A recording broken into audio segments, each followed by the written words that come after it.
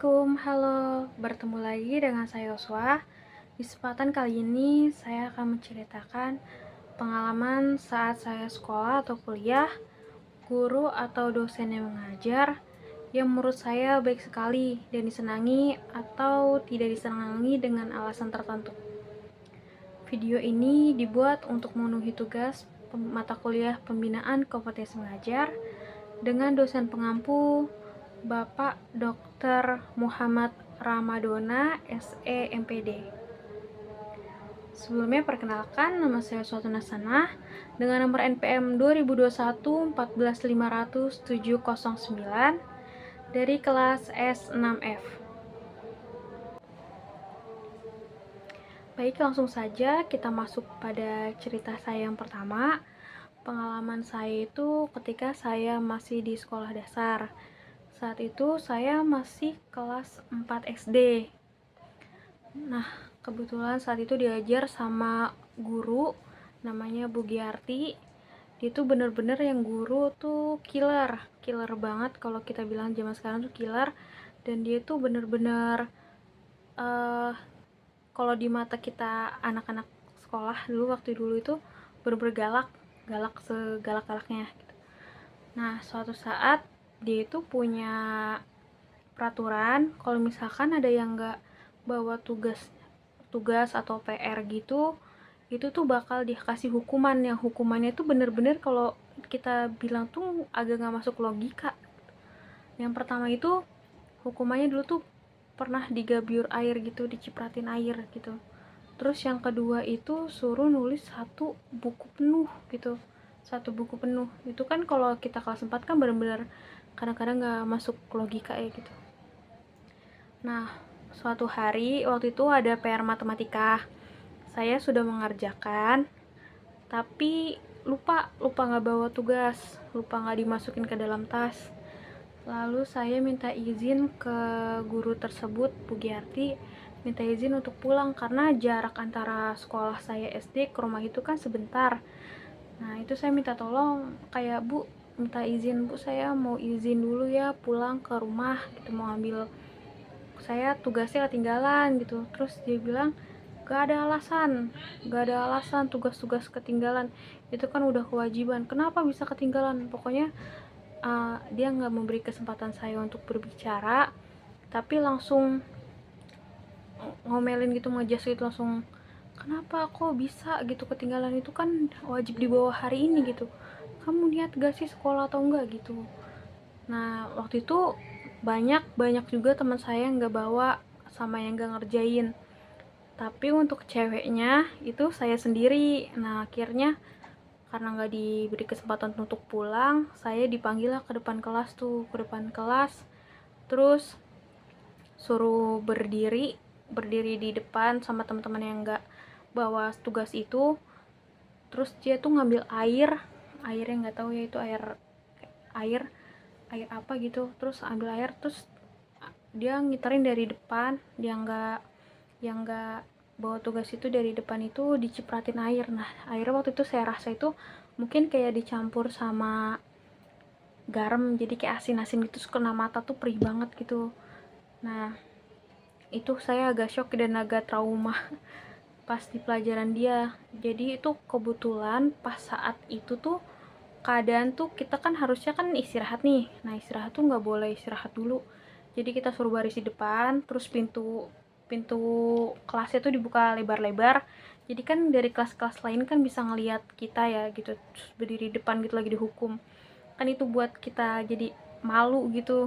Terus pas sudah selesai diberi depan, terus pintu dibuka, dia ngiterin dari depan, anak cowok tuh dicipratin di airnya itu di mukanya gitu, dicipratin gitu.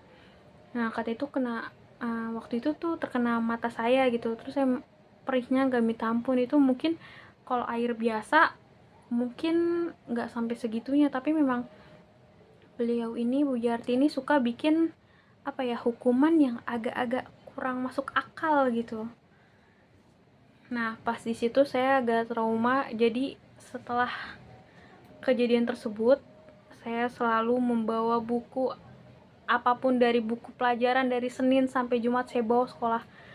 Makanya waktu itu tuh teman saya pernah bilang, kok tas kamu kok berat banget sih? Itu karena itu saya membawa buku pelajaran dari kelas dari pelajaran dari Senin sampai Jumat saya bawa semua, jadi gak ada alasan saya ketinggalan bukunya gitu. Itu pengalaman saya waktu SD. Lalu untuk SMP itu saya ada pengalaman yang benar-benar mengharukan banget untuk diri saya. Waktu itu saya kelas 8. Kelas 8 itu saya tuh punya wali kelas. Kalau SMP kan kita ada wali kelas. Nah, wali kelas saya tuh Ibu Agustina Silite. Itu tuh guru IPA. Guru IPA. Saat beliau mengajar, pernah ngajar, dia kan guru IPA nih, terus ngajar. Pas setelah ngajar itu saya tuh kan duduknya tuh kan di pojok paling pojok banget deket tembok. Nah, terus saya tuh dulu waktu SMP itu tuh sering ganti-ganti kacamata karena kurang cocok aja gitu. Kalau pakai kacamata tuh hawanya pusing, terus kayak mual, pengen muntah gitu. Nah, terus tuh saya waktu pelajaran beliau itu saya ngeliat ke papan tulis, terus saya ambil teropong kayak gini.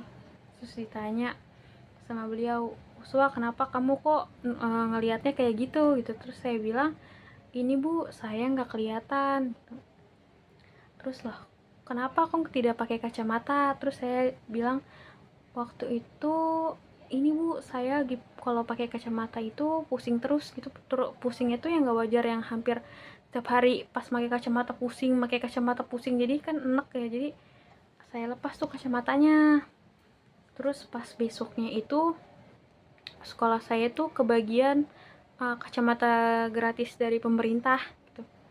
Terus dia tuh yang nama saya itu paling depan yang ditulis sama dia gitu. Saya Uswa, kan saya dipanggil Uswa, "Iya Bu, ini nama kamu saya tulis ya, nanti besok kamu ke ruang karawitan." Jadi tuh dulu sekolah saya tuh ada yang namanya ekskul karawitan gitu, yang kalau di Jawa tuh kayak main gamelan gitu-gitu. Nah, kamu kesana ya, nanti kamu tes kacamata di sana gitu. "Oh iya Bu, makasih ya," gitu. Jadi itu sangat-sangat membuat saya terharu. Jadi beliau itu ingat kalau saya itu mata saya kurang baik. Nah, setelah beliau tahu itu saya kalau ngeliat ke papan tulis itu nggak terlalu jelas, beliau tuh menempatkan saya itu di tengah, bener-bener di tengah, dan langsung nompo papan tulis. Itu tuh yang membuat saya, wah ternyata ini guru perhatian banget ya gitu. Lalu ketika saya SMK itu, saya SMK kan jurusan akuntansi. Nah waktu SMK itu di akuntansi, khususnya SMK itu ada lembaga sertifikasi profesi. Nah, itu tuh yang lumayan agak-agak sulit. Kalau dari pemerintah kan itu BNSP LP3 yang ada di Durensawit. Jadi kalau misalkan satu sekolah itu paling anak didiknya itu diambil 3, itu paling banyak 5. Nah, saya alhamdulillah kepilih tuh saat itu. Nah, ini benar-benar pengalaman saya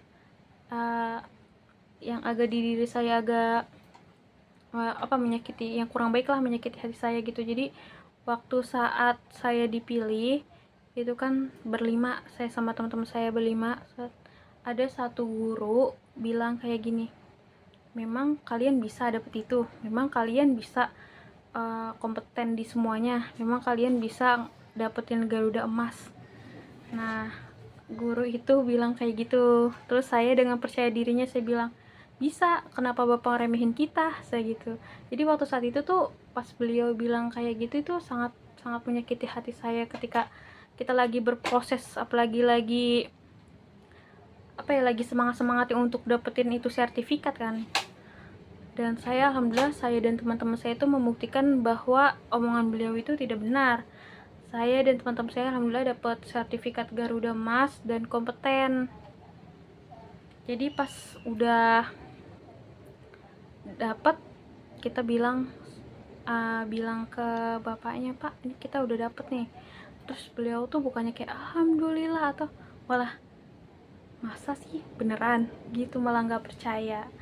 Dan dibalik kisah kita dapat sertifikat Garuda Emas itu juga ada pengalaman yang baik banget. Jadi saya dulu ada guru komputer akuntansi itu dulu kalau saya pakainya Mayop. Nah, guru Mayop itu namanya Bapak Agung. Beliau itu sebenarnya cuma ngajar Mayop tapi dasarnya aja. Terus pas udah mau LSP itu beliau nawarin kita gini, kalian mau nggak saya ajarin dengan intensif, tapi kalian harus datang ke bimbel saya. Jadi Bapak Agung itu punya bimbel di Inderbank di dekat Condet, namanya Patra Education. Jadi kita setiap setiap Jumat kita ke tempat bimbel beliau, terus kita belajar gitu, bener-bener belajar. Terus beliau itu yang nyemangatin kita dari awal sampai ngajarin kita sampai malam, bahkan tanpa kayak berharap kita ngasih apapun gitu, kayak kita dikasih apa, tapi kamu misalkan kayak belajar di saya, kalau bisa fokus ya. Beliau cuma bilang kayak gitu aja, nggak nyuruh kita untuk bayar atau gimana bimbelnya atau nggak sama sekali.